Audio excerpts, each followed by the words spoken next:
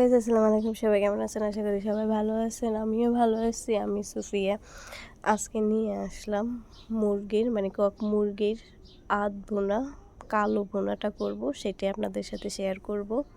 তো আমি তো আপনাদেরকে এখন দেখাইলাম আর ডিমগুলা, অনেকগুলো ডিম আর জমেছিল ডিপ ফ্রিজে। তো ভাবলাম এগুলো রান্না করে দেয় আম্মুকে। আম্মুও বলতেছে রান্না করার জন্য, রান্না করে দিতে ওনাকে ভুনা করে দিতে। তো ভাবলাম যে এটাকে কালো ভুনা করে ফেলি। তো একটা কড়াইতে তেল পেঁয়াজ লাল করে ব্রাউন কালার করে তারপর আমি আধগুলা দিয়ে তারপর একটু নাড়া দিয়ে দিব। এই দেখেন তেল ছাড়া শুরু হয়ে গেছে। তেল কিন্তু আমি অনেকটা দিব, কিন্তু তারপরও দেখা যায় না, পরে গিয়ে দেখা যাবে। তো আধগুলো আমি একটু ভালো করে ভুনে নিব। নেওয়ার পরে মরিচ হলুদ, ভুনাটা কিন্তু আমি ঝাল ঝাল করে করছি। এটার ভিতরে অনেক মরিচ দেওয়া হয়েছে। তো এটাকে ভালো করে একটু লাড়া দিব।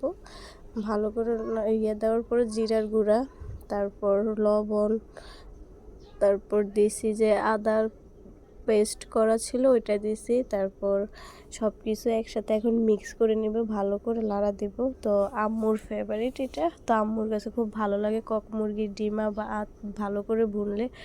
এমনকি আমার হাতেরটা উনি বেশি পছন্দ করে। তো একটু রাঁধুনি, তারপর গরম মশলা ওইটা দিয়ে আমি আর একটু ভালো করে নাড়া দিয়ে দিব। তো এই দেখেন তেল ছাড়া শুরু হয়ে গেছে। এটা পুরো একদম কালো কালো করব। আর আমার ক্যামেরার ভালো না দেখে এটা কেমন যেন একটু লাল কালার চলে আসছে, এই জন্য ওইটাও আপনাদেরকে দেখাইলাম। তো এখন আমি একটু পানি দিয়ে দিব, দিয়ে এটাকে ভালো করে সিদ্ধ করে নিব। যেহেতু আমার কষানোটা প্রায় শেষ, তেল ছেড়ে দিছে, এখন আমি পানি দিয়ে দিব, দিয়ে এটাকে ভালো করে সিদ্ধ করে নিব। দেখছেন? আর আমি এখন ডিমগুলো দিব না, একটু ভালো করে করে বেশি করে পানি দেওয়ার পরে আমি ডিমগুলো দিব। এখন ডিমগুলো দিয়ে দিছি। আবার এটা থেকে আরও দুটো বড় বড় ডিমও হয়েছে, ওইটাও দেখাচ্ছি। এই দেখেন, এগুলোকে ভালো করে লাড়বো। এত কষা কষা ছিল আগের মানে আমার নানিরা কালে। মানে এই ডিমগুলা আসলে যাদের বিয়ে হয় নাই বা বিয়ে হয়েছে, যাদের বাচ্চা হয় নাই, তাদেরকে খাওয়ানো নিষেধ ছিল। তো এটা কতটা সত্যি সেটা আমি জানি না। তো এখনও সেই জিনিসটাই ফলো করতেছে সবাই। সে সেম জিনিসটা এখনও আমার মারা ফলো করে। আগে আমার মাদেরকেও খেতে দেয় না, এখন আমার মারও আমাদেরকে খেতে দেয় না আর কি ওইটা। তো দেখেন আমার ভালো করে সিদ্ধ হয়ে গেছে, একদম কষা কষা হয়ে গেছে। দেখেন কালারটা।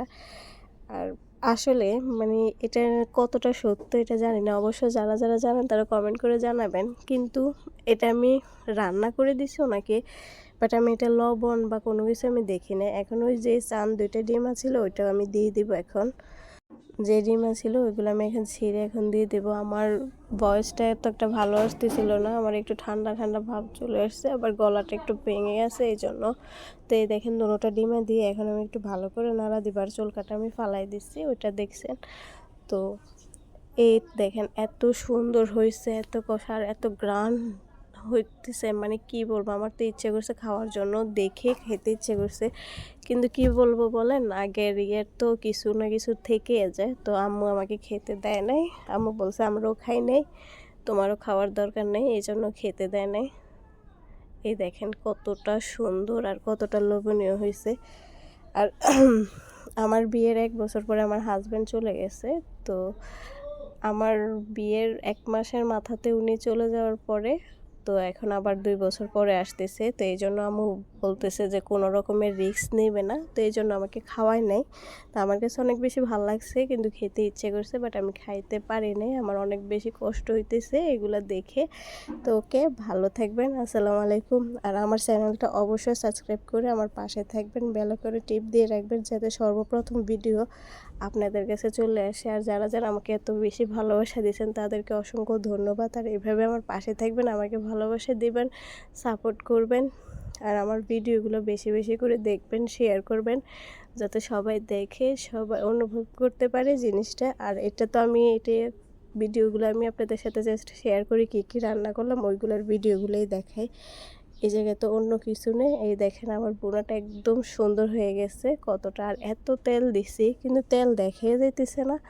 আর দেখছেন এটা একদম কালো কালো হয়েছে, বোনাটা কিন্তু একদম কালো হয়েছে। আর দেখেন আমার ক্যামেরার দ্বারাতে এটা কি দেখা যায়, একদম হলুদ কালার দেখা যায়। আর লাস্টেরটা দেখেন যে একটু কালো কালো ভাব আসছে, তারপরে তো ভালো ওঠে না। ওকে, ভালো থাকবেন। আসসালামু আলাইকুম।